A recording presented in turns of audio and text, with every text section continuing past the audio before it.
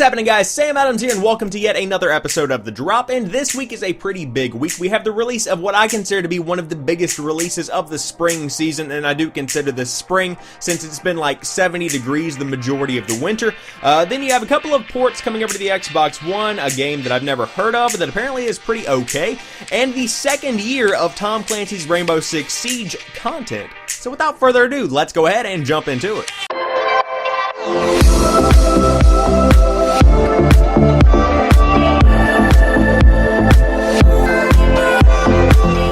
So let's go ahead and kick things off this week with Nioh coming to the PlayStation 4. In Nioh, players will traverse war-torn Japan as William, a blonde-haired swordsman whose background as a fierce warrior and seasoned knowledge of the blade allows him to survive in the demon-plagued land of the samurai. Known as yokai, these demons inhabit a number of dangerous locations and lie in wait in the shadows to ambush unsuspecting victims. Players will also face off with other samurai in supernatural sword battles and intense multi-target engagements, offering a level of difficulty that will truly test even the most hardened samurai's skills, patience, and strategy. Offering a deep and original storyline that takes place during the Warring States period of Japanese history alongside strategic sword-fighting action, Nioh will challenge players in a way that makes every mission and accomplishment feel earned and worthwhile. I translate that as being hard as shit. Now, Nioh is the year's first punishing Souls-like experience where you're trying to defeat smaller enemies alongside larger big boss battles, if you will, and you die over and over again, over and over and over, and it's not necessarily a bad thing, especially according to the reviews and impressions of the betas that have been coming out over the course of the past year.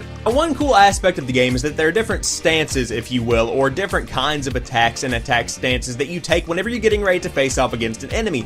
You do have the high stance, which is pretty much your power hitter. You have the low stance, which focuses on evading certain attacks, and then you have the middle stance, which is a nice mix of both forms of attacking and defending, so that kind of lets you maneuver a little bit, but you're not getting power hitting or you're not getting incredible movement, you're just kind of there. So it depends on how you want to play the game. If you're a really good power hitter and you think you can deliver the punches in enough time to save your own life, then you can go for the high stance. If you feel like you can run around and get little small attacks in here and there, then you might want to go with the low, or if you want to try your luck, you can go with the mid stance. It just depends on what your personal play style is. In my opinion, grueling samurai fights with giant bosses as well as other players does seem to be something that is going to be scratching an itch that I have had for quite a while, so I might actually be picking up Nioh this week, which again is coming exclusively to the PlayStation 4. Next up, we've got 8 Days coming to the Xbox One, and I was getting ready to read the description for this one, and it seems like it's actually a combination of descriptions from different games that kind of come together to create lore for the universe.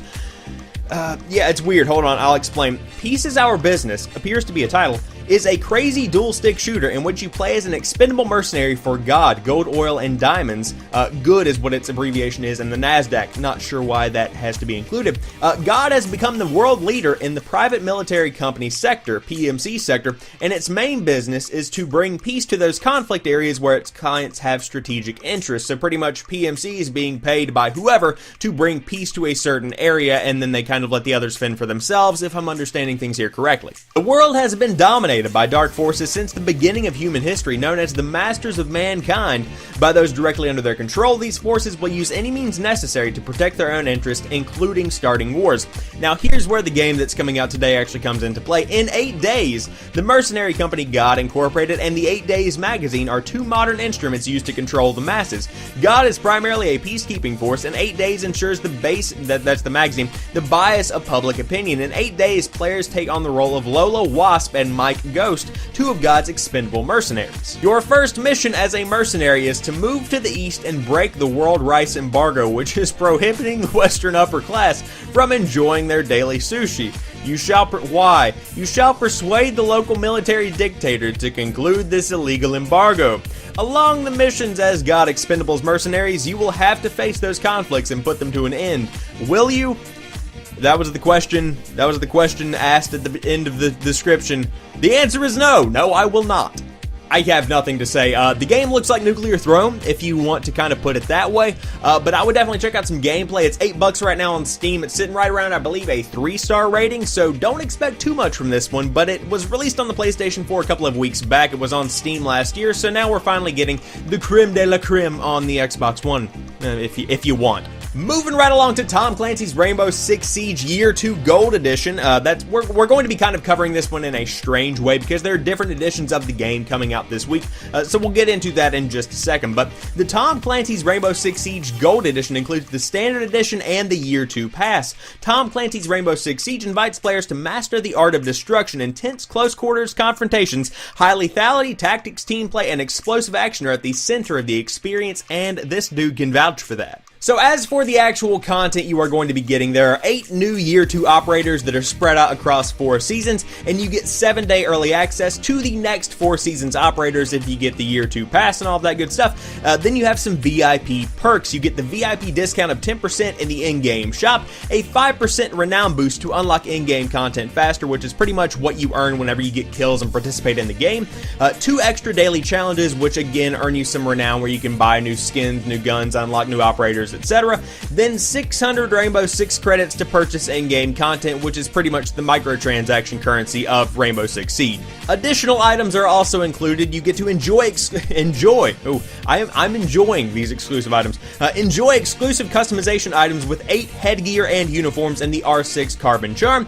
And then this VIP premium membership service lasts until February 7th, 2018, so you get an entire year of content with this little premium service that's included with the gold edition of the game. So let's talk about all the different versions of the game that are hitting the store both digitally and physically this week. Now, if you have the original version of the game that came out a couple of years ago, then you can just simply purchase the Year 2 Season Pass. It's $30, you get all of the content that I mentioned, and it's just $30. That's probably what I'm going to be doing since I already have the gold edition of Season 1 and all of the operators that came with it. Now, if you are just kind of wanting to get the Year 2 content, you can get the Year 2 Gold Edition for $80, which includes 28 operators, both from the original base game and the 8 that are coming out with Year 2. Or if you are wanting to get really into Rainbow Six Siege, you can get the Complete Edition for $100. That includes 36 operators. You get the original 20 from the base game, you get 8 from Season 1 content, and then you get 8 from the Year 2 content, and all of that comes together to form a price of $100.